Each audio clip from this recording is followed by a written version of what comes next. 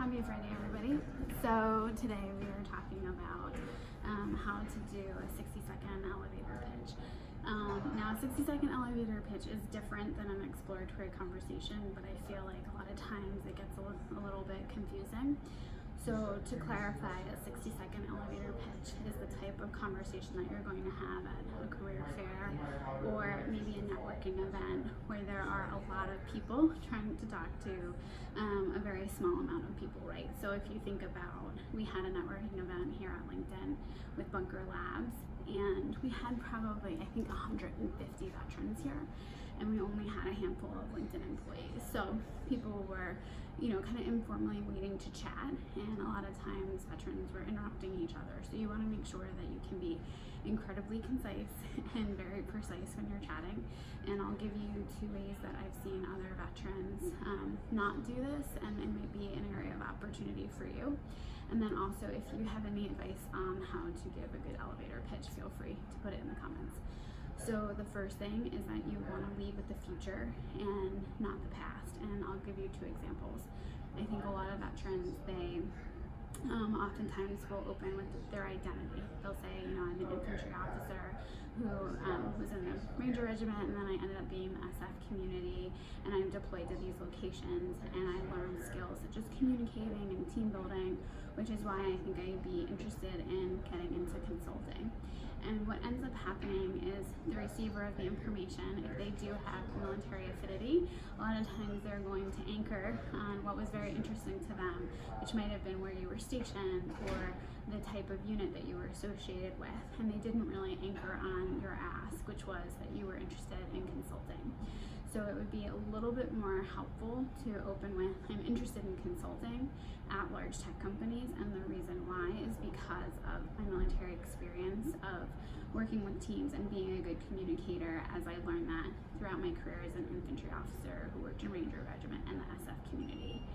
I think it just helps when people know your destination right away, and then they can try to, as they're listening to you, create the data points on the map to get you to that destination. The second thing that people do is they often talk about all the things that they don't want to do or that they eliminated, and that is just not useful information at all.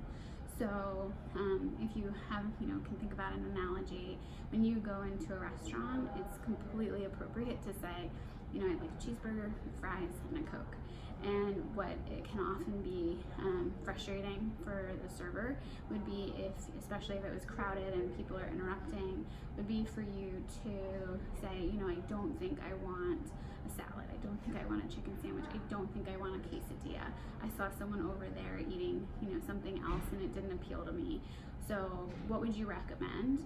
Now, this person doesn't know you, and so what they're going to recommend is what's popular, and what's popular might not be the best fit for you, right? And that's where the onus of responsibility comes on you. So when you're talking to a recruiter or a networking event, you don't want to say all the things that you're not interested in. You're not interested in sales, you're not interested in the defense sector, you're not interested in moving to a certain geography, and that's why you've concluded that you'd be interested in consulting or in the tech sector, as an example. It would be much more helpful for you to say, I'm interested in consulting and I'm interested in the tech sector, because as I evaluated all my options, I knew what I didn't want, and it allowed me to, focus on what I do want, right?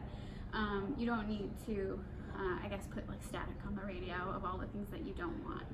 So just to wrap it up, you want to lead with the future and back it up with the past. And even in the military, when we talk about promotions, about moving on to the next level, to the next grade, commanders will often say it's because of their confidence in your ability to perform at the next grade, the next level, and it's not necessarily all just because of performance. So same concept, you just want to lead with the future and then back it up with the past, and then you want to make sure that you're not distracting your listener by surfacing and evidencing all the things that you've eliminated.